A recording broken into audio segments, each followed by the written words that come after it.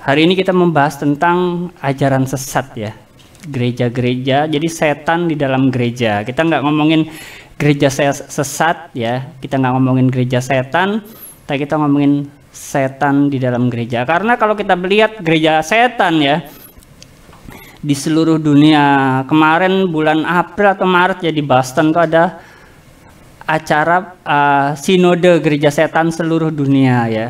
Kita udah tahu itu udah pasti ya. Terus ada Children of God, ada Jehovah Witness, ada Mormon, ada itu kan apa? Tidak udah wah sesat lah gitu ya, sudah tidak alkitabiah. Tetapi kita mau lihat yang ini jangan sampai ya ajaran sesat itu justru ada di dalam kehidupan kita. Ini kelanjutan dari khotbah Pastor Gary sama Pastor Benny.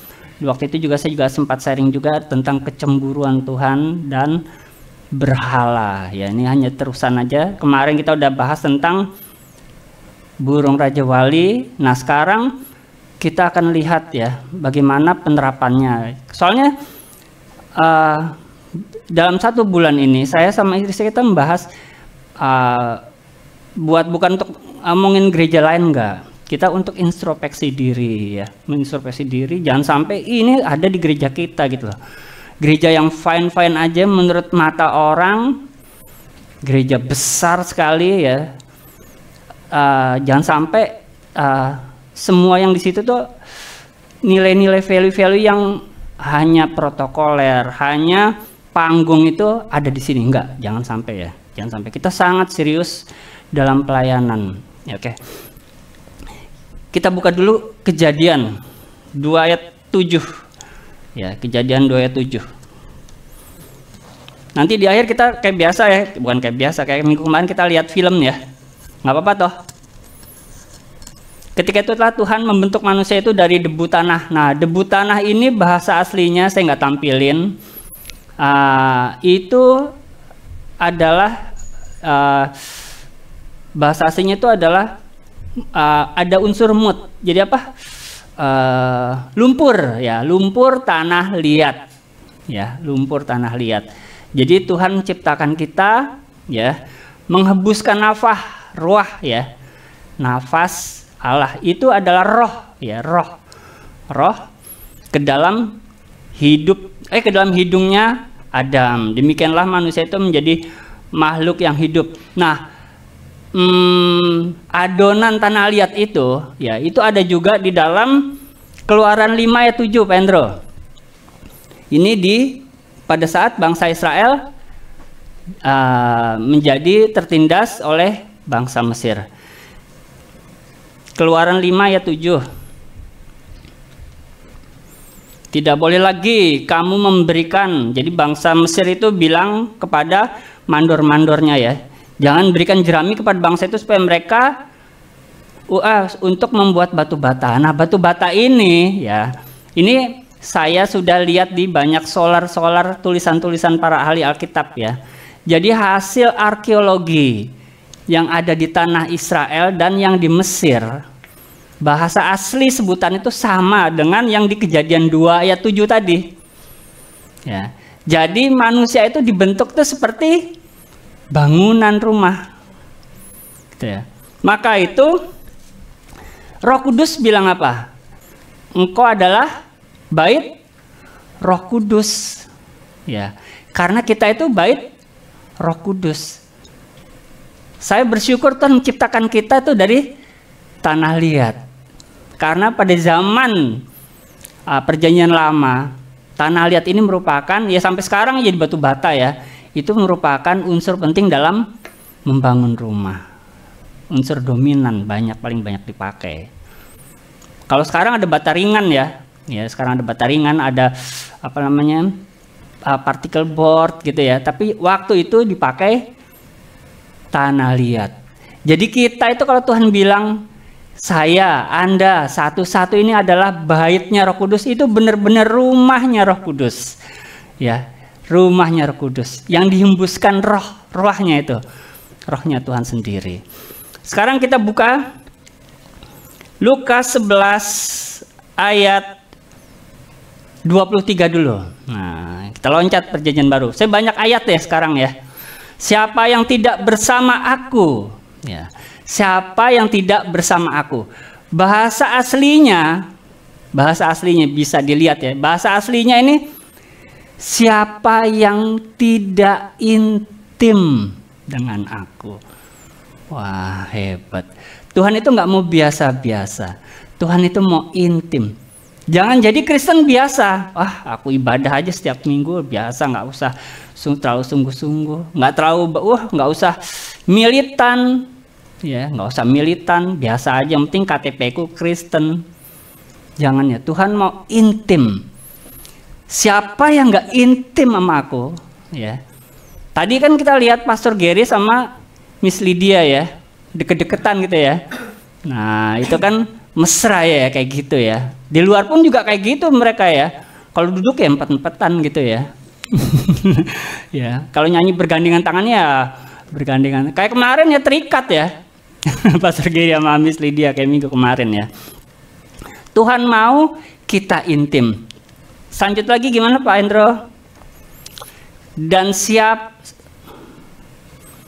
siapa tidak mengumpulkan bersama aku, dia mencerai-beraikan. Saya mau cerita ya.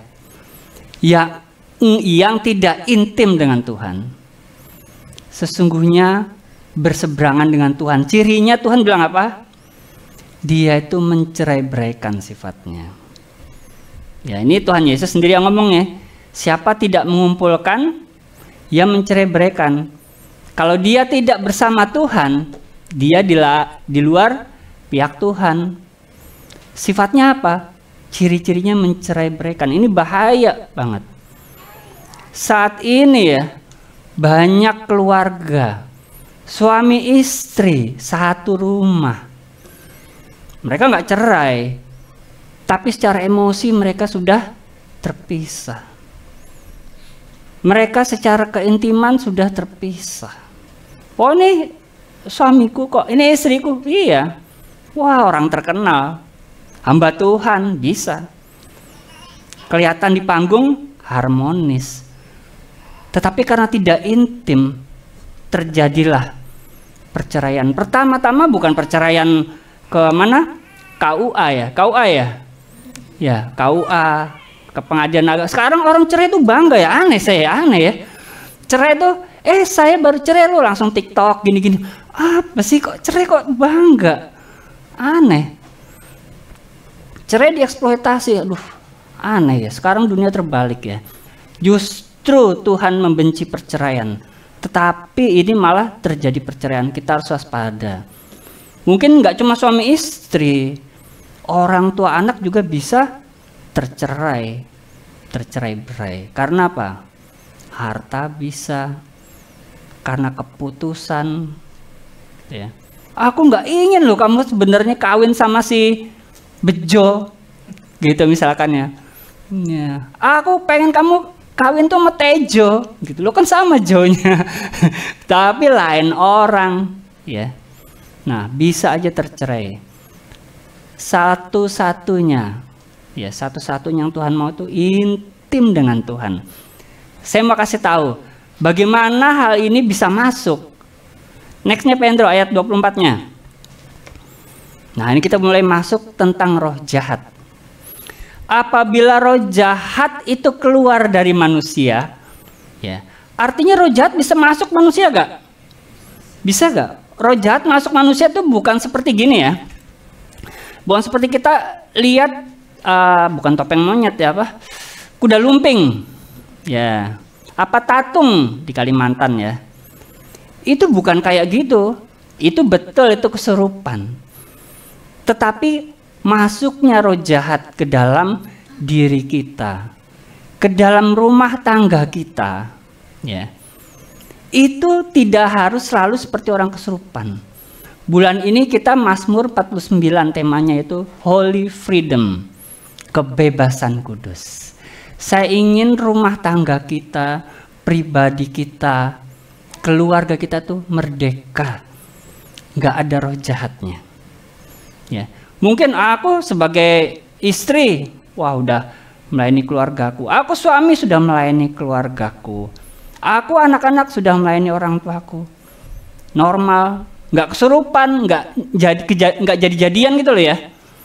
Tetapi apa yang menggerakkan kita membuat keputusan? Apa yang menggerakkan kita bertindak?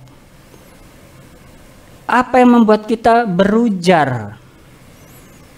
Kadang-kadang itu dimotori, di-trigger oleh roh jahat, ide-idenya. Kenapa sih anak kecil itu bisa ngapusi orang tuanya? Kenapa? Karena iblis itulah bapa pendusta. Kenapa suami bisa mengkhianati istri? Kenapa istri bisa mengkhianati suami? Karena itu di-trigger. Karena kokpitnya, rumahnya itu dikendalikan oleh roh jahat. Kalau rumahnya ada Roh Kudus, ada firman Tuhan kayak minggu kemarin, pasti hal itu nggak terjadi. Karena kokpitnya dikendalikan oleh Tuhan sendiri. Seperti burung Raja Wali, bersikap terbang itu dikendalikan oleh firman dan Roh Kudus. Nextnya kata-katanya gimana Pak Hendro ayat tadi? Apabila roh jahat keluar dari manusia, ya, bagi Bapak Ibu yang pernah dilayani kelepasan, dilayani kesembuhan ilahi, dilayani pembebasan rumahnya, mendapat mujizat kesembuhan, mendapat pertolongan dari Tuhan, hati-hati, waspada.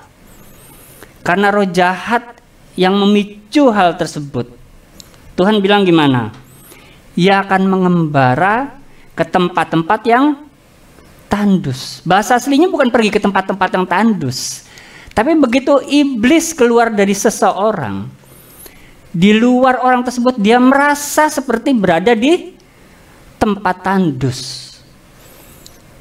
Jadi iblis ingin sekali masuk ke dalam manusia.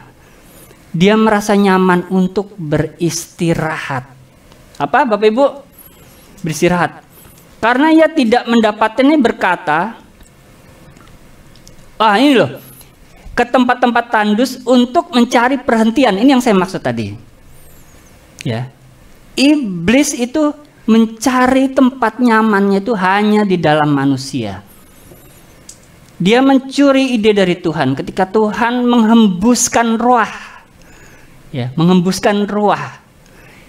Itu iblis ingin juga menghembuskan rohnya ke dalam manusia.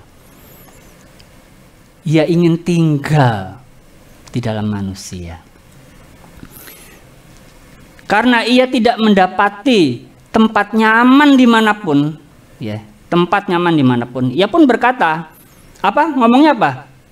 Aku akan kembali.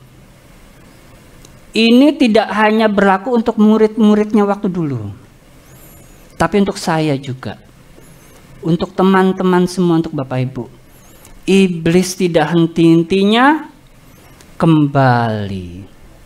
Oh, saya sudah ditolong Tuhan, saya sudah dibebaskan Tuhan dalam hal ini, dalam perkara ini. Tuhan telah menolong saya dalam masalah ini. Wah, merdeka, udah santai-santaian aja. Tahu gak, iblis kembali. Hati-hati, benar. Saya nggak nakut-nakutin, ya. Saya nggak nakut-nakutin, saya nggak neror. Tapi saya mau men-sharingkan apa yang firman Tuhan kasih tahu. Daripada saya nanti atau saudara-saudara suatu kali akan dibilang, nyahlah, aku tidak mengenal engkau, hai si pembuat kejahatan. Saya nggak mau hal itu didengar oleh kita semua, nggak mau. Mari kita sama-sama kita intim dengan Tuhan, ya, kangen dengan Tuhan. Kalau orang intim pacaran, kira-kira ada rasa kangen nggak? Kangen nggak? Kangen. Misalnya ada orang pacaran, tadi nama Tejo sama istrinya apa? Tejo istrinya kok Bejo? Tejo istrinya siapa ya enaknya namanya? Tesi ya. Si Tesi. Kira-kira kalau mereka pacaran ditanya si Tesi, Kangen nggak? Kangen nggak kira-kira sama Bejo? Kangen, ya kan? Bejo, kangen nggak Mbak Tesi? Walaupun hidungnya menceng ya, ya kangen pasti. Ayo kita koreksi, kita waspada. Kalau saya nggak kangen sama Tuhan, saya nggak kangen sama ibadah, hati-hati dengan keintiman Tuhan dengan kita. Tuhan itu sangat bergairah sama kita sampai dia mau mati di atas kayu salib. Cinta mati Tuhan Yesus. Hati-hati buat saya, buat kita semuanya. Ayat tadi lagi Pak Hendro. Aku akan kembali ke rumah yang telah kutinggalkan. Kalau ada seorang sudah ditolong, sudah dibebaskan, dimerdekakan dalam keuangan, dalam hutang, kalau orang tersebut tidak intim dengan Tuhan di ayat sebelumnya, maka iblis bilang, oh aku akan kembali. Ini yang ngasih tahu Tuhan loh ya. Mereka tuh punya pikiran kayak gitu loh, hei murid-murid. Mereka punya pikiran itu loh, Jemaat Hoshafkana. Iblis itu akan kembali loh. Terus iblis akan lihat, ayatnya tadi Pak Hendro, ke rumah yang telah kutinggalkan. Di bagian lain Tuhan Yesus bilang itu, iblis, setan itu seperti seorang pencuri. Kalau seorang pencuri kira-kira dia akan bekerja di tempat-tempat yang jelas-jelas bisa dicuri gak? Dia hanya bekerja di tempat-tempat di mana kita lengah. Di mana kita lengah. Ayo Bapak Ibu teman-teman, lihat kita lengah gak ya? Jangan lengah. Izinkan saya untuk menghimbau sharing isi hati saya. Ayo jangan lengah dalam membaca firman. Jangan lengah dalam beribadah. Jangan lengah dalam berdoa. Ayo kita bergairah. Karena iblis si pencuri itu selalu mengamati-amati. Kalau maling, kira-kira survei dulu gak maling itu? Survei gak? Rata-rata maling itu survei. Saya pernah hampir dicopet. Dan ternyata saya udah diincar dari jauh. Nih ya, saya dari dulu, saya parkir, saya masukin dompet, ya kan. Beli jajan, saya masukin dompet, struknya. Terus bayar tol dulu ya, struknya saya masukin dompet, sampai dompet saya itu tebal. Ya, ini dompet saya tebal. Ya, jadi saya sendiri mau ngambil dompet juga susah gitu loh. Nah, dulu saya naik bis kota, ya. Saya naik bis kota. Saya dikasih tahu udah diincer, katanya Bapak dari tempat tadi gitu loh. Bisnya itu mau masuk tol. Saya naik sebelum tol. Jadi masih sekitar 500 meter lagi masuk tol. Saya berhenti, saya tunggu di situ, saya naik. Bisnya penuh. Akhirnya saya merasa dipepet. Wah, nggak bener ini. Saya curiga. Bener aja tangan saya itu nggak bisa bergerak. Ternyata copetnya banyak banget. Mau ngelawan ngeri juga ya. Tahu gak, tangan saya itu nggak bisa ke belakang. Jadi tangannya saya itu dipepet sama orang kiri sama orang kanan. Jadi saya nggak bisa. Dan satu narik dompet ini, saya lihat, wah udah masuk tol. Nggak mungkin dia keluar di tol kan. Dia kesulitan cari. Saya sampai tadinya lembut. Saya tahu walaupun lembut, ada maling copet ini. Lama-lama kasar gini, kruk-kruk. Tapi karena sudah mau masuk tol, akhirnya mereka buyar. Terus begitu keluar, aduh Pak, nyaris Pak. Kenapa? Iya, orang penuh dompet saya. Gitu, mungkin karena saya kurus disangka, wah narik nih slime gini, seneng nih, gampang, mudah. Ternyata angel, prosedurnya angel. Ya, jadi pelajaran dari situ, simpanlah struk sebanyak mungkin. Oke, sekarang ayat selanjutnya Pak Endro, ayat 25 Pak Endro. Maka pergilah si iblis di sini ya, mendapati rumah itu bersih tersapu. Karena Tuhan Yesus setelah kita dibebaskan dari satu masalah, ditolong dalam sebuah pergumulan, mungkin awut-awutan hidup kita di dalam keuangan, mungkin acak-acakan di dalam hubungan suami istri. Begitu Roh Kudus bekerja, begitu Roh Kudus campur tangan, dibebaskan, rumah kita menjadi rapi.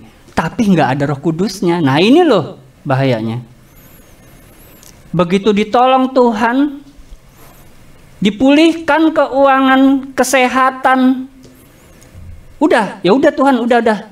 Gue mau tetap seperti ini. Jangan atur keluargaku, jangan atur rumah tanggaku, jangan atur keuanganku, jangan atur hidupku Tuhan, jangan, udah cukup.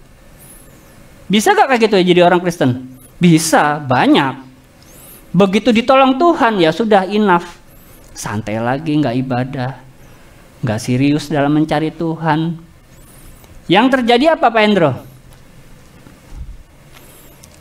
Bersih, tersapu, rapi, teratur. Wah, rumah kalau kita dari jalan jauh, dari luar kota, kira-kira kita berpikir, wah sampai rumah pasti rumah berdebu, ya nggak? Ini enak bener. Setan ini si iblis seperti masuk hotel, check in, rumahnya tersapu, bersih, rapi, teratur. Nggak ada kaos kaki berterbangan.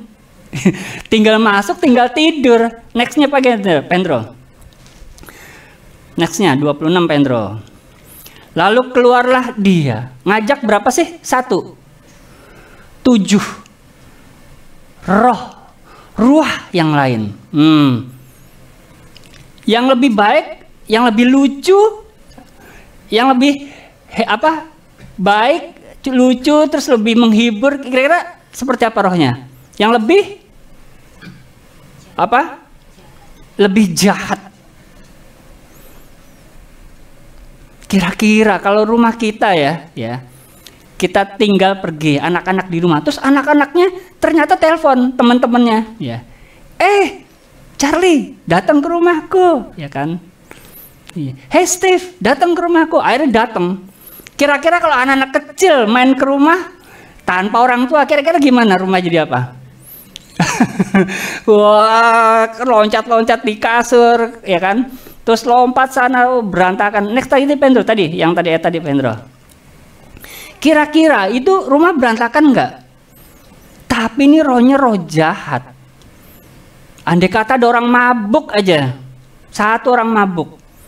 Mabuknya nggak mabuk sampai jatuh ya, cuma mabuk setengah yang bikin onar gitu. Masuk ke rumah, ada potensi diacak-acak ke rumah. Bisa diacak-acak rumah. Apalagi ini roh jahat. Tujuan roh jahat hanya mencuri, membunuh, dan membinasakan. Ya. Nggak ada maksud baik. Hancur sehancur-hancurnya. Lebih hancur dari sebelumnya. Hati-hati Bapak Ibu, teman-teman. Aku sudah ditolong Tuhan dalam hal keuangan. Aku ditolong Tuhan rekonsiliasi dengan keluarga, dengan orang tua. Hati-hati. Karena iblis mengincarmu di bidang itu lagi, dan 7 lagi yang lebih jahat. Saya percaya firman Tuhan tidak bohong.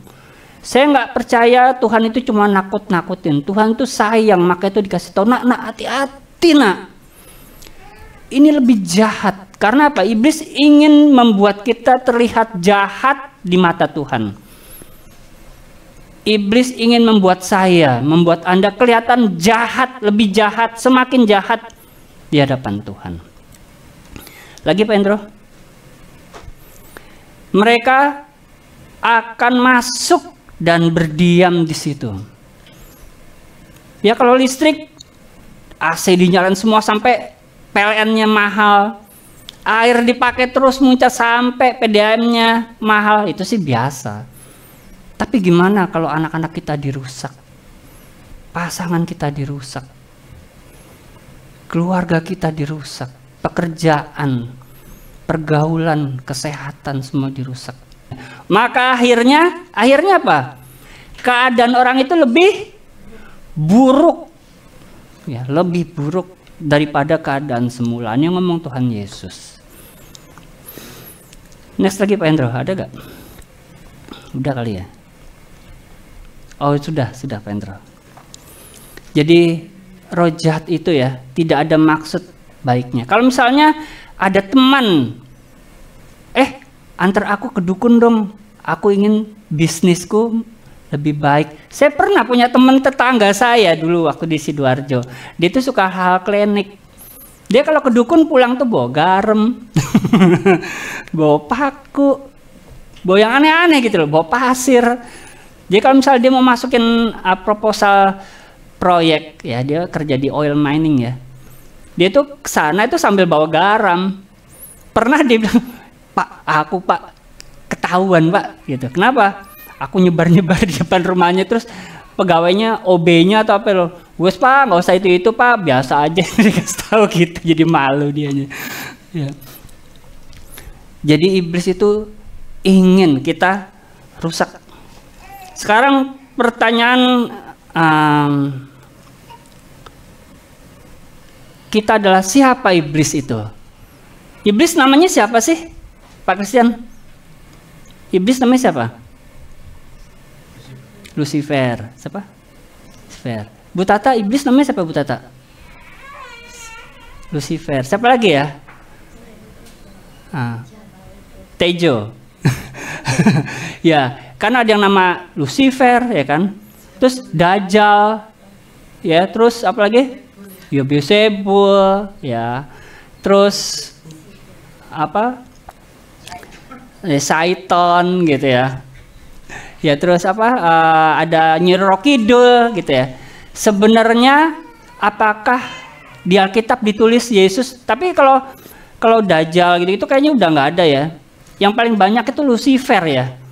Lucifer ya. Saya mau tahu ya. Apakah murid-muridnya Yesus itu mengkonfirmasi nama iblis itu adalah Lucifer? Ya kan? Juga artis, YouTuber bilang ya kan, Lucifer. Ya, saya mau tahu. Pendeta pun ngomong Lucifer, ya kan? Pendeta pun.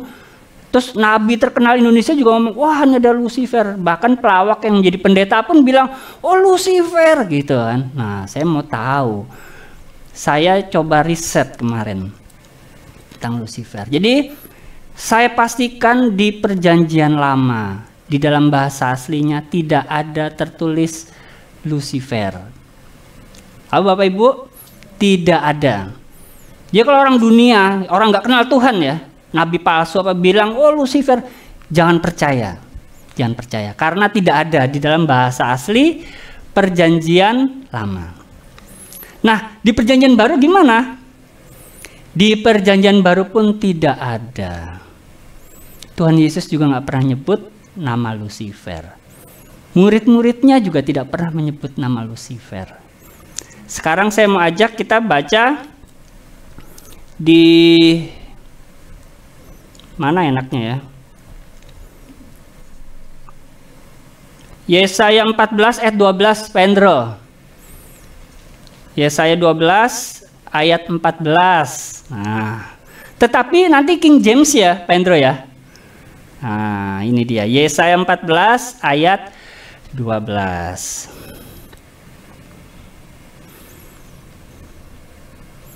Nah, ini kan bahasa Indonesianya nih. Coba bahasa Inggrisnya deh. King James lah, KJV ya. Nah, ini penting nih. Nah, itu dia. Itu ada loh, Pastor. Nah, yang telah jatuh, engkau yang telah jatuh dari surga. Siapa nih? Ada tulisannya apa nih? Lucifer. Wah, ada. Yo, gimana yo gitu ya. Nah, ini saya jelaskan dalam Yesaya ini, Yesaya 14 ini adalah pada saat bangsa Israel dibuang ke Babel di zaman Nabi Yesaya. Raja Babel pada saat itu dia merasa angkuh, merasa sombong. Raja Babel ya, Raja Babel. Karena dia berhasil menundukkan, berhasil menawan bangsa Israel yang paling ditakuti di Timur Tengah pada saat itu.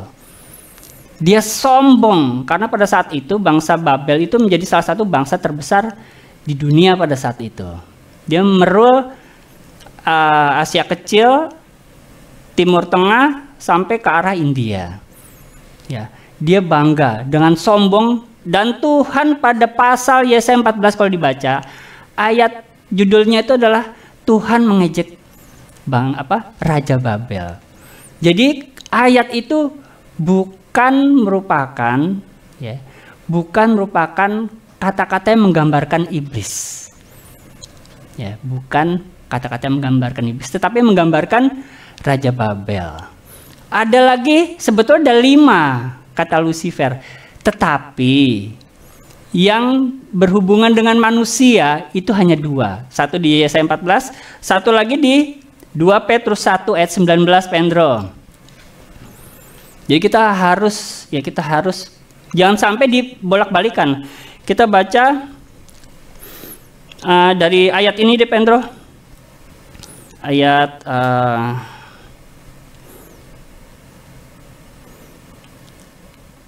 ayat 16, Pendro. Ayat 16 deh, Pendro. Nih, perhatikan ayat 16.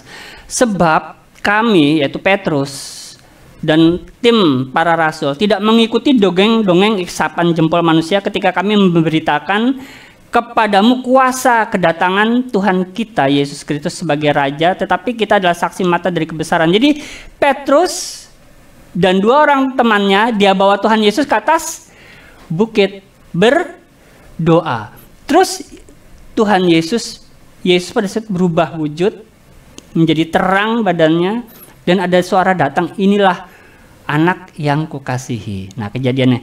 Nextnya, Pendro. Kami menyaksikan bagaimana ia menerima kehormatan dan kemuliaan dari Allah Bapa ketika datang kepadanya suara dari yang maha mulia yang mengatakan, inilah anak yang kukasihi, kepadanya lah aku berkenan. Next lagi, Pendro. Suara itu kami dengar dari sorga ketika kami bersama-sama dengan dia di atas gunung yang kudus. Jadi Yesus. Petrus lagi ngomongin Yesus. Ya, paham Bapak Ibu ya? Petrus lagi ngomongin Yesus. Next, ayat 19-nya, Pendro. Dengan demikian kami makin teguh oleh firman yang telah disampaikan oleh para nabi zaman dulu. Alangkah baiknya kalau kami memperhatikan sama seperti, jadi memperhatikan Tuhan Yesus ya, sama seperti memperhatikan pelita yang bercahaya di tempat yang gelap. Yesus kita perhatikan bagaikan cahaya di tempat yang gelap. Sampai fajar menyingsing dan bintang timur terang di dalam hatimu. Yesus digambarkan cahaya bintang dan fajar yang menyingsing. Ya, ini sedang ngomongin tentang siapa? Yesus. Jadi ceritanya begini. Pada saat rasul-rasul dianiaya, ya, setelah Tuhan Yesus naik sorga, itu terjadi aneksasi Timur Tengah oleh Kekaisaran Romawi. Kekaisaran Romawi itu bahasa sehari-harinya itu bahasa Latin. Apa? Bahasa Latin. Ya. Nah, akhirnya pada saat itu, tapi pada saat itu belum ada penerjemahan Alkitab. Belum ada penerjemahan Alkitab. Penerjemahan Alkitab, salah satu Alkitab yang diterjemahkan di tingkat awal ya, adalah bahasa Latin. Ya, bahasa Latin. Nah, oleh Santo Jeremy ya, Santo Jeremy. Dia itu seorang pastor, dia mengumpulkan orang-orang kudus, hamba-hamba Tuhan yang ahli bahasa, ahli gramatikal untuk menerjemahkan ke dalam bahasa Latin supaya bisa dibawa ke Roma, Italia. Nah, pada saat penterjemahan nih ya, perhatikan ya. Satu-satunya kata yang bisa mengartikan. Jadi misalkan gini ya. Jatuh ke depan bahasa Jawanya apa, Pak Christian? Tibunang Arab.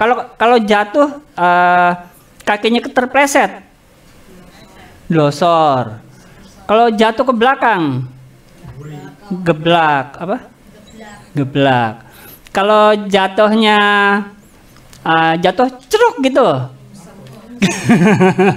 Nah, kan kayak gitu. Nah, dalam bahasa Latin, jadi dari bahasa asli Alkitab diterjemahkan ke bahasa Latin untuk cahaya, ya.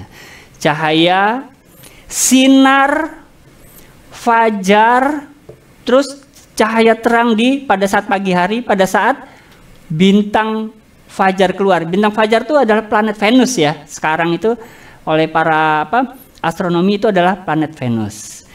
Itu disebut Lucifero. Nggak ada lain, nggak ada bukan. Ya. Jadi setiap kali ada kata cahaya, terang, fajar, itu bahasa Latinnya itu Lucifero. Ya, jadi kalau misalkan ada teman-teman ngomong Cak Nur gitu ya, wah itu Lucifer dong dalam bahasa Latin. Paham Bapak Ibu ya? Ya. Bosmu nama saya Pak Cahyo. Nah itu bahasa Latinnya Lucifer. Teman kuliahmu siapa namanya? Oh Pak Fajar. Nah itu artinya Lucifer dalam bahasa Latin. Ya, paham ya? Itu diterjemahkan sekitar tahun 300 sampai tahun 400, maka terjadilah Alkitab terjemahan bahasa asing pertama, yaitu bahasa Latin. Kalau Lucifer itu iblis, di Petrus tadi Yesus itu loh sedang digambarkan sebagai cahaya fajar. Berarti Yesus Lucifer dong, iya enggak? Nah, terjemahan kedua Alkitab itu diprakarsai oleh King James pertama tahun 1600. 1600 tahun berapa ya? Lupa saya. Jangan sampai salah, Rek. Betul, 1600. Jadi King James menerjemahkan dalam bahasa Inggris diambil dari bahasa Latin. Ya, maka itu pada saat diterjemahkan ke dalam bahasa Inggris, King James yang lama itu disebut Lucifer. Itu yang diangkat sama orang-orang Hollywood, ya kan? Nah, oleh LAI-nya Amerika sekitar tahun 900-an awal, proses pencetakan Alkitab yang menggunakan Lucifer dihapus. Jadi King James yang baru yang sekarang dan American Standard Version itu tidak ada kata-kata Lucifer lagi. Yang ada hanya di film-film. Iblis itu saya curiga. Iblis itu ingin membalikkan fakta bahwa Yesus itu Lucifer sebetulnya. Itu ya. Paham Bapak Ibu ya? Jadi kira-kira gini, kalau Bapak Ibu menulis perjalanan hidup, prestasi-prestasi, kira-kira akan ditulis gak orang-orang yang akan mencelakai Anda? Enggak kan? Enggak lah. Kita cuma ngomong, wah SD saya juara ya, sekolah. SD saya juara makan kerupuk. Terus SMP juara sedotan, karet ya. Ya kan kayak gitu-gitu prestasi. Ada gak ditulis orang-orang jahat di situ? Saya percaya Tuhan Yesus tidak mengizinkan nama iblis ditulis di situ, di kitab suci. Paham Bapak Ibu? Iblis itu teman bukan, sahabat bukan. Buat apa ditulis di kitab suci? Buat apa? Wah, lu cuma ngerusak rumah tangga gua kok. Buat apa gue jadiin dia piagam penghargaan di dalam masukin kitabnya Tuhan dari sorga? Buat apa? Nggak ada untungnya. Ya, paham Bapak Ibu ya? Paham. Jadi kita hati-hati dengan nabi-nabi palsu, dengan wah ada pendeta besar, wah Bapak Ibu di sini ada Lucifer. Oh, boy, emosi boleh ya, emosi boleh, tapi sabar. Ya. Oke, next kita akan lebih lanjut lagi. Saya mau ajak kita semuanya baca 2 Petrus 1 ayat 20, Pendro. Nah ini untuk nguji ya, 2 Petrus 1 ayat 20. Hati-hati ya. Jangan sampai tiba-tiba gitu ya. Wah ini pasti iblis. Wah orang ini kok pasti ada roh jahatnya. Kenapa? Untutnya bau, pasti jahat ini roh jahatnya gitu ya. Enggak lah, jangan diartikan kayak gitu ya. Jangan ya. Nih ya, 2 Petrus 1 ayat 20. Yang terutama harus kamu ketahui, saya ketahui bahwa nubuat dalam kitab suci tidak boleh ditafsir menurut kehendak sendiri. Hati-hati Bapak Ibu, dengerin YouTube, dengerin Facebook, TikTok, Instagram Reel dibagiin di grup kayaknya bagus bener, dikasih musik. Hidup anak Tuhan itu seperti roda, jangan khawatir nanti dia akan, jangan percaya roda, ayatnya di mana ada roda? Hidup anak Tuhan seperti roda, nggak ada. Hidup anak Tuhan itu dimerdekakan oleh Kristus kok, gitu ya. Jangan percaya, hati-hati jemaat. Ya, misalkan, wah pendeta ini kalau bernubuat, wah hati-hati. Bulan ini saya bukan saya kecewa, jangan, jemaat jangan dengerin pendeta-pendeta besar, ya serius, jangan. Kita nggak tahu apa di belakang mereka, serius. Ibadah sih, saya senang dengar khotbah Pastor Benny, sehat. Pastor Gary, sehat. Ibu Rus, sehat banget dia tentang keluarga, kekudusan keluarga, saya senang banget. Dengerinlah, serius, ya sehat. Jangan terpacu dengan, wah nubuatan Bapak ini kalau khotbah tepat, wah kesembuhan ilahi, oke. Kita akan buka ya Matius 7 ayat 22, Pak Hendro. Matius 7 ayat 22. Pada hari terakhir banyak orang akan berseru kepadaku, kata Tuhan. Tuhan, Tuhan, bukankah kami bernubuat demi namamu? Ini bahasa aslinya nih, menubuatkan kedatangan Tuhan Yesus loh. Bahasa aslinya saya nggak tampilin. Kurang rohani apa? Sekarang banyak orang bilang, kita sudah dekat akhir zaman, khotbah kayak gitu. Nah ini yang diungkap ini sama orang-orang itu. Terus mengusir setan demi namamu. Mengusir setan ini ya, saya ceritain. Mengusir setan ini dengan arti itu dia menggunakan kuasa. Dunamos. Apa Bapak Ibu? Dunamos. Saya pernah sharing di Ladies, ingat gak? Dunamos, kuasa mengusir setan. Kurang rohani apa orang ini? Lagi nih, Pak Hendro. Dan mengadakan banyak mujizat, keajaiban. Sekarang siapa yang tidak kita kagumi kalau bukan pendeta-pendeta yang mengadakan mujizat? Bukan, ya kan? Wah, di situ bisa doanya cespleng. Oh, ini apa? Pendeta ini nubuatnya, wah tepat, kesembuhan ilahi. Justru di ayat ini, coba Pak Hendro, ini kata-kata Tuhan Yesus. Saya mau tanya Bapak Ibu, kalau putra putrinya Bapak Ibu dididik secara rohani oleh orang-orang ini, kira-kira rela gak? Rela gak? Nggak rela lah. Sekarang Bapak Ibu diajar oleh orang-orang ini, rela gak? Saya kasih tahu di dalam nama Tuhan Yesus. Karunia kesembuhan, karunia nubuat, karunia mengusir setan, karunia keajaiban apapun, semua karunia yang dibilang supranatural, dibilang karismatik, itu bukan standar keintiman dengan Tuhan. Bahkan pada saat Tuhan Yesus dilapori oleh murid-muridnya, ada orang-orang yang bukan murid-muridmu Tuhan, ngusir setan, melakukan mujizat. Kok bisa? Dilarang Tuhan. Loh, mereka pakai nama aku kok. Gak apa-apa. Hati-hati jemaat. Ya. Ini saya provok, bener nih saya provokasi. Percayalah, percayalah. Saya nggak perlu cerita di sini. Percayalah. Ya. Di sini pengajarannya sangat sehat. Ya, sangat sehat. Ya, ada Miss Sylvie juga sharing tentang keintiman Bapak. Saya senang bener Bapak tuh, aduh, baiknya banget sama anak-anaknya. 23-nya Pendro. Sabar ya, sebentar lagi kita nonton film ya. Pada waktu itulah aku akan berterus terang kepada mereka dan berkata, aku tidak pernah mengenal kamu. Loh, nggak kenal, Rek? Loh Tuhan, masa lu nggak kenal gue, Rek? Gue tuh jemaat gue banyak, Rek. Jangan kan jemaat gue melakukan mujizat loh. Ini bicara panggung, Bapak Ibu. Bicara panggung. Aku nggak pernah kenal kamu. Saya nggak mau kata-kata ini ditujukan untuk kita loh. Serius, saya nggak mau. Oh, saya udah melayani kok. Saya jadi ketua departemen. Wah, jangan sampai ini terucap dari bibir Tuhan buat saya, buat teman-teman. Karena kita tuh nggak intim.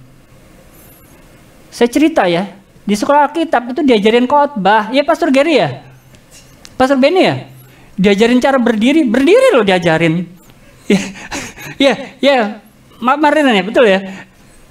Pak Martin betul kan ya? Kayak gitu. Enggak melo-melo ya. Loh, berdiri loh diajarin. Cara berdiri harus bagaimana harus simetris.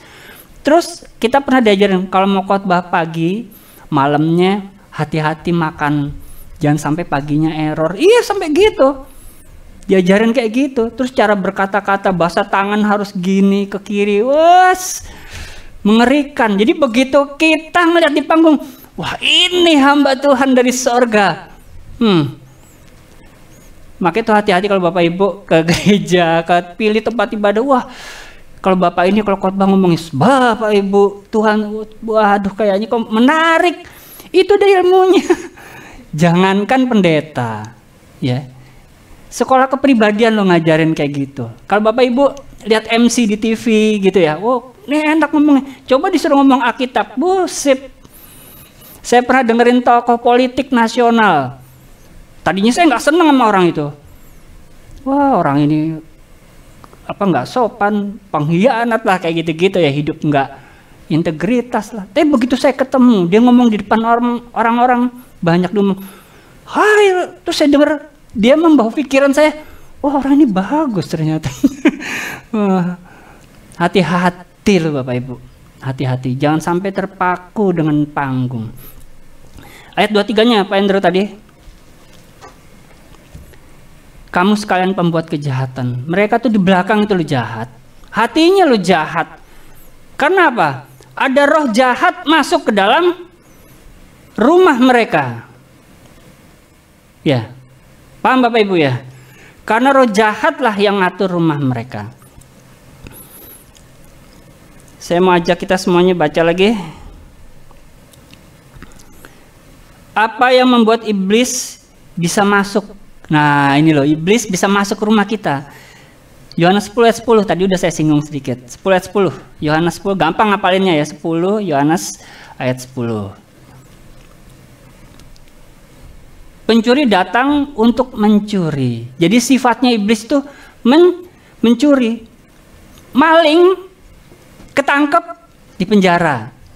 Dia kan mengevaluasi gak? Aturannya aku supaya tidak ketangkep seperti ini. Kira-kira gitu gak? Dan dia akan kalau keluar, kalau mencuri, dia akan menggunakan teknik yang lebih canggih atau teknik yang sama. Kemarin kita tuh dihebohkan dengan orang yang nembak ban mobil. Istri saya pun jadi korban. Sampai di radio Surabaya, sampai di media massa juga. Begitu ditanya, ternyata orang tersebut apa? Belajar ilmu itu dari mana? Dari penjara. Nah, iblis itu ya, saya kasih tahu. Iblis itu dia umurnya dengan kita lebih tua siapa? Lebih tua iblis. Dia lebih jago dalam trik mencuri, masuk ke dalam rumah kita. Hati-hati, waspada. Harus intim dengan Tuhan. Bisa masuk melalui kekecewaan. Kecewanya dengan si A, tapi kekecewaan itu membuat orang itu benci di orang teman gereja, di rumah tangga, di teman-teman, di kerjaan, mulutnya tajam, mulut lancip. Bisa kayak gitu. Karena masalah uang. Pulang ke rumah, orang tua bisa marah-marah dengan anak. Iblis bisa masuk dengan berbagai cara. Tadinya setia, begitu duitnya banyak, mulai malas ibadah.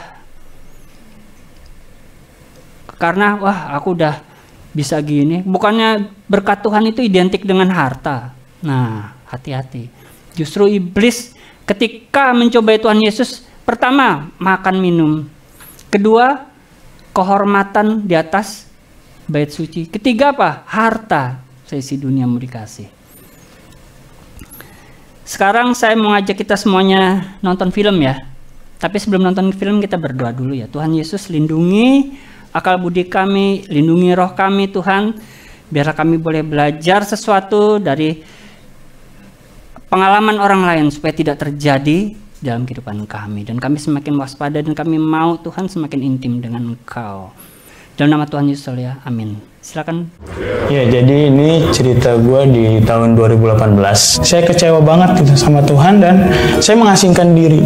Kenapa Tuhan kok jahat banget sama saya gitu? Saya sampai meluapkan semuanya di situ. Saya bilang, Tuhan kenapa gini. Kenapa lu jahat banget sama gue? Gue udah mengabdi sama lu, udah berusaha yang terbaik sama lu. Sampai saya luapkan itu di Facebook, Mas. Nah, awal mulanya terjadinya di situ. Saya update status di mana-mana, saya ngejelekin Tuhan, dan akhirnya teman saya, messenger saya, lewat FB. Tiba-tiba nih teman saya yang saya tahu nih dia tuh parah banget, Mas, begajulan. Kristen juga, Kristen bilang gimana, brengsek gitu. Terus tiba-tiba dibilang shalom gitu. Waduh, ini satu kata yang luar biasa buat saya. Terus dia nanya, lu kenapa bro, gini. Dia care lah gitu, saya gini. Iya nih bro, gue lagi ada masalah sama keluarga gitu kan. Oh gitu bro. Jadi dia ngomong sama saya gini, wah suci banget nih anak kan. Saya mikir lagi, siapa yang bikin dia kayak gini gitu kan. Ya terus dia ngomong, ya udah gini aja bro, kalau lu mau curhat ntar gue ajakin pendeta gue, bilang gitu. Kita ketemuan deh, kita ambil waktu. Saya antusias banget Mas ketemu.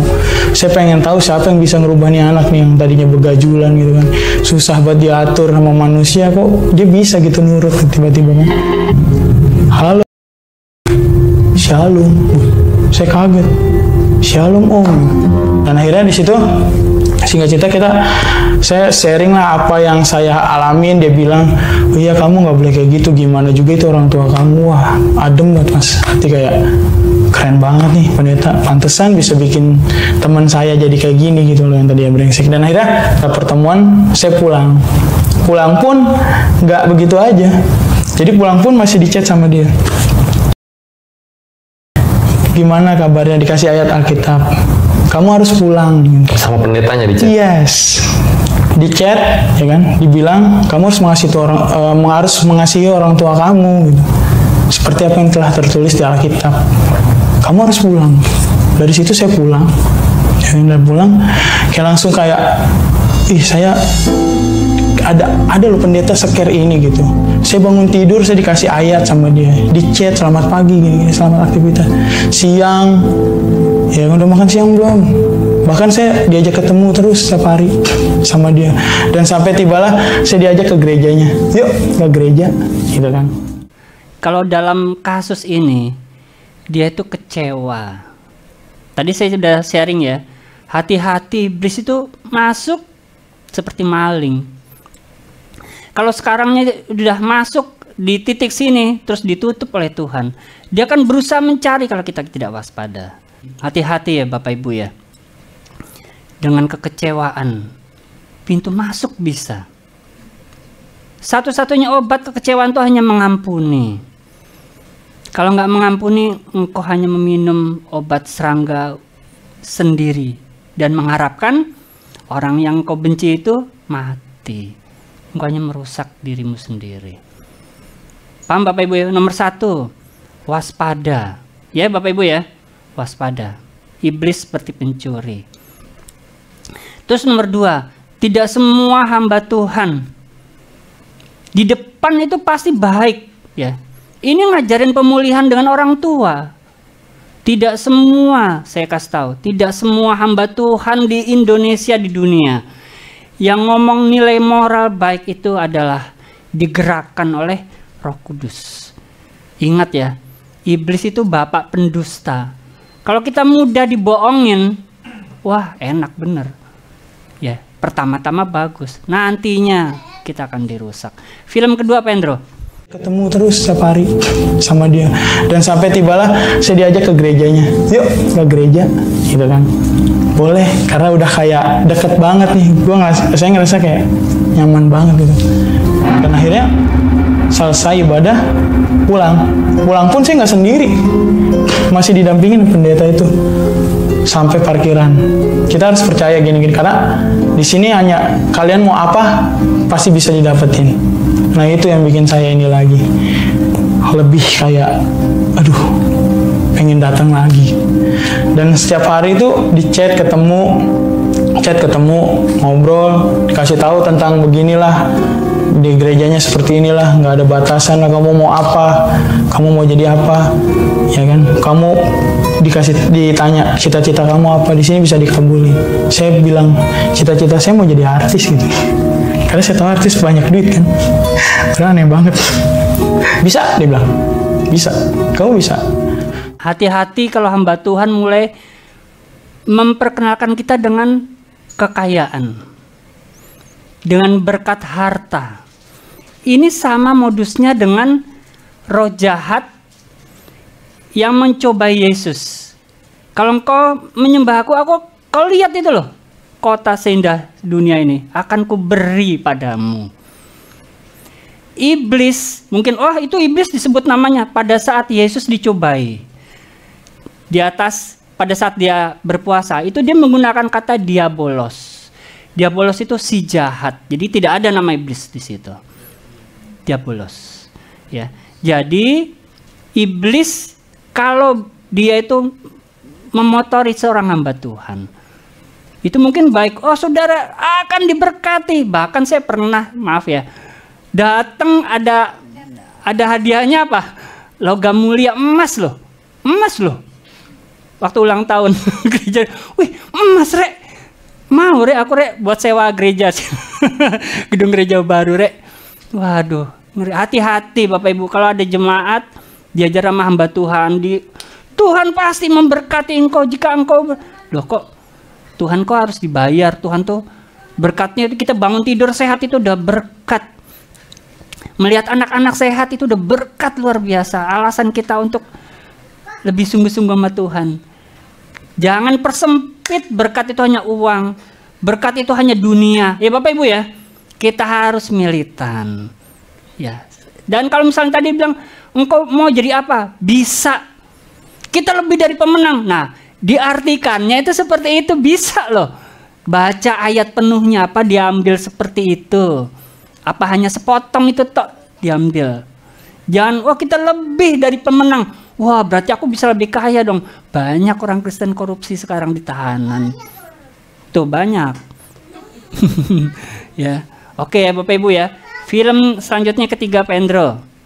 Chat ketemu, ngobrol, dikasih tahu tentang beginilah, di gerejanya seperti inilah, nggak ada batasan lah, kamu mau apa, kamu mau jadi apa, ya kan? Kamu ditanya cita-cita kamu apa, di sini bisa dikabulin.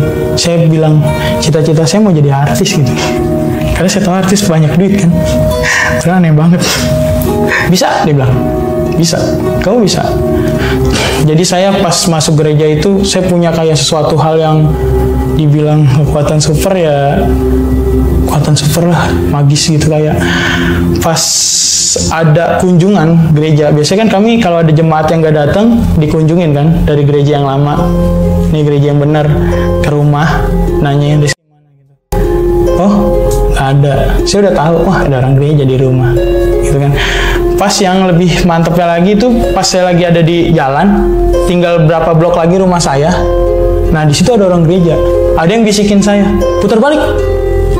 Mati saya muter balik, takut, saya ngindarin langsung, pergi. Bahkan mama saya sampai ngomong, Riz, saya pulang ini, Riz, saya pulang nih. Saya cuma ngomong, bohong, itu ada orang gereja kan? Saya matiin, bener ada orang gereja. Saya tahu, jadi saya punya insting gitu, kayak kalau ada orang gereja ke rumah, saya pergi gitu. Kalau ada kita ya, ada kayaknya aku nggak usah ke gereja lah. Nggak usah lebih sungguh-sungguh. Hati-hati itu, jangan sampai itu bukan pikiran kita, itu ide dari setan itu. Saya katakan dengan kasih. Hati-hati, aku nggak usah intim dengan firman, nggak usah intim dengan Roh Kudus, nggak usah berdoa. Hidupku fine-fine aja. Hati-hati, itu provokasi iblis, Bapak Ibu. Di sini kelihatan iblis tuh ingin menjauhkan kita dari Tuhan. Ya. Kita sama-sama kita mau maju. Misalkan, ini kita lagi ada seperti ada gini, ini jadi alasan kita untuk gak datang, udah lama. Loh, hati-hati, jangan sampai itu iblis itu bercokol di situ membuat kita terpaku di titik itu. Dan iblis akan menggunakan titik itu untuk menghalangi kita datang kepada Tuhan. Ini jelas. Kalau di sini saya lihat ini roh jahat yang bekerja, yang membuat kita tidak datang ibadah, yang membuat kita malas baca firman, malas kita bersekutu dengan doa. Ya Bapak Ibu ya, saya ingin semuanya kita ini bebas. Bulan ini Holy Freedom. Kita bebas bersama-sama. Amin Bapak Ibu ya. Amin. Next, tinggal 2 film lagi Pak Endro ya. Orang gereja. Saya tahu, jadi saya punya insting gitu. Kayak kalau ada orang gereja ke rumah, saya pergi gitu. Di sana tuh mau kaya mau apa gampang Mas. Bahkan saya pun di sana saya bilang gak punya pacar, saya difasilitasi tuh pacar. Cakep. Hati-hati ya. Hati-hati kalau misalkan wah ternyata Tuhan itu menolong seperti yang kita mau. Bukankah kita sering nyanyi apa yang tidak pernah dilihat oleh mata, didengar telinga, timbul dalam hati kita, gitu ya. Tuhan itu memberi yang lain, yang lebih indah dibanding seperti itu. Pada saat kita pelajaran tentang Yeriko, ingat gak Bapak Ibu? Pertolongan Tuhan itu bukan dari pedang, bukan dari panah, tetapi dari lebah pembunuh. Lebih baik daripada energi kita. Ini instan, hati-hati. Kalau ada bilang, oh saya kesaksian pendeta, saya habis melakukan ini terus begitu saya pulang saya lihat rekening saya masuk 100 juta rupiah. Hati-hati Rek. Dengan kata-kata itu Rek. Siapa yang gak mau di 100 juta? Saya juga mau. Bapak Ibu ada yang mau gak? Gak mau ya buat saya. Ya, hati-hati kalau kita dipertemukan dengan harta, dipertemukan dengan hal-hal yang bersifat fana. Saya percaya Tuhan pasti juga memberkati, termasuk juga dalam hal keuangan. Tapi Tuhan mau seperti apa? Tadi dibilang kalau mau bersama dengan aku harus intim. Ya. Ntar lihat dengan kesederhanaan, dengan banyaknya uang, apapun kondisi kita, selama kita intim dengan Tuhan, hidup kita bukannya bahagia karena ada uang, bukan karena bahagia ada jaminan, bukan. Hidup kita justru sempurna karena Tuhan berdaulat di situ. Film terakhir ya Pak Endro ya, hati-hati dengan karunia ya. Tiba-tiba kayak gelap. Gelap. Terus saya ngeliat kayak ada manusia deket banget sama saya segini manusianya. Itu luar biasa banget Mas. Itu manusia sempurna banget lah menurut saya. Ganteng banget. Matanya yang bersih gitu. Bahkan nggak ada urat-urat merah gitu, nggak ada putih, ya kan? Biru matanya. Hanya dia berbicara gitu. Tapi menggunakan bahasa mantra gitu Mas, bahasa mantra. Cuman nggak bisa saya jelasin bahasa bawah. Saya paham. Hati-hati dengan bahasa roh palsu. Hati-hati dengan karunia palsu. Tadi kita udah ngomong, kita udah bahas ya. Karunia supranatural itu bukan standar keintiman. Percaya Bapak Ibu? Orang bisa dengan ilmu sihir, dengan ilmu hitam, dia melakukan mujizat, tapi dia ngomong dalam nama Tuhan Yesus. Di Afrika banyak banget. Hati-hati dengan bahasa roh palsu. Kalau kita berbahasa roh bersama-sama, saya harapkan kita jangan berbahasa roh karena di samping kita ada orang kita hormati, jadi supaya kelihatan. Jangan. Kalau Anda mau berbahasa roh, berbahasa lidah, silahkan dengan bebas. Mau bermazmur silahkan, sepanjang akal budi kita itu tertancap ke Tuhan pada saat kita mengucapkan. Ya Tuhan Yesus, aku bersyukur. Di samping ada presiden kayak, di samping ada Ibu Ros kayak, ya Bus ya. Ya, nggak jadi masalah. Yang penting selama kita melakukan itu, kita bermazmur berbahasa roh, pikiran akal budi kita tertuju sama Tuhan Yesus. Hati-hati Bapak Ibu ya. Kalau ada pendeta, ayo semua berbahasa roh. Akhirnya kita, supaya kelihatan rohani, aku berbahasa roh, berbahasa lidah ya. Hati-hati itu bahasa roh jahat. Seperti tadi ini. Hati-hati dengan karunia. Ini lebih ngeri lagi. Next Pak Endro. Audionya Cuman nggak bisa saya jelasin bahasa bawah. Saya paham. Setelah itu ketemu di situ, setelah itu pengalamannya juga. Jadi saya bisa ngeliat semua nih Mas. Bisa ngeliat kayak yang tadinya cuman biasa aja, jadi sih bisa ngeliat kayak ada makhluk apa, makhluk halus, makhluk apa. Malahan saya tantangin. Jadi konyol kayaknya. Malah saya tantangin. Gitu kan. Bener, saya nggak takut apa-apa. Malah saya jadi ngerasa sombong gitu di atas setan-setan ini. Bapak Ibu, jangan kagum dengan karunia roh. Apa Bapak Ibu? Karunia roh. Oh, pendeta ini bisa pelepasan. Di sini dia bisa ngelihat roh jahat. Saya pernah dibilang, oh anak saya loh, Pak Sam, punya karunia apa? Karunia apa? Bisa mendeteksi setan. Ini setan yang nunggu sebuah tempat, dia bisa tahu, oh ini bentuknya gini. Jangan kagum, itu dari iblis. Paham Bapak Ibu ya? Ini semua kita bisa dengan mudah dibohongin, ditipu, karena iblis itu adalah bapa penipu. Ya, akhirnya apa? Anak itu jadi sombong. Hati-hati dengan orang-orang yang kita nggak tahu ngomong, wah kayaknya rohani padahal sombong. Saya pernah ada sebuah pertemuan, seorang pendeta besar yang pasti Bapak Ibu tahu orangnya. Tahu nggak ngomong apa? Saya bisa kok khotbah, mudah dibilang. Saya cepat. Coba kasih saya satu ayat, dibilang. Dipanggil jemaat satu. Dia ngomong ayat apa? Ayat ini. Langsung dikhotbahkan. Saya dalam hati, wih ngeri, jago banget, ternyata sombong banget. Hati-hati Bapak Ibu. Ya, hati-hati dengan karunia palsu. Jadi jangan Bapak Ibu kalau misalnya, oh pendeta ini loh, kalau menubuatkan ini bisa, mungkin dia juga tertipu oleh roh jahat.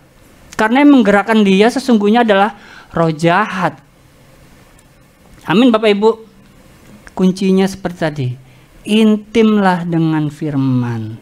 Intimlah dengan Roh Kudus. Karena siapa yang tidak intim, dia sifatnya hanya memecah. Memecah itu sifatnya iblis. Kalau misalnya Bapak Ibu jangan heran. Kalau ada perpecahan, wah kok persekutuan gue itu pecah apa? Ya terserah, itu di jalan Tuhan. Tapi bisa jadi itu adalah pekerjaan iblis. Hati-hati Bapak Ibu ya. Maka itu saya sangat melarang di sini untuk bergosip. Saya sangat melarang di sini untuk bertengkar. Nanti saya konten rencana saya tentang bertengkar, mungkin agak konyol ya, tapi jangan diketawain ya konten saya. Ya. Nah, jangan bertengkar, jangan berselisih. Di rumah bebas selisih. Kalau bertukar pikiran nggak apa-apa. Jangan bertengkar, jangan ada perpecahan. Sungguh, Anda hanya mengundang iblis masuk ke dalam rumah tangga. Amin Bapak Ibu. Saya berharap Bapak Ibu dapat banyak masukan ya, untuk kita sama-sama membekali kita semuanya.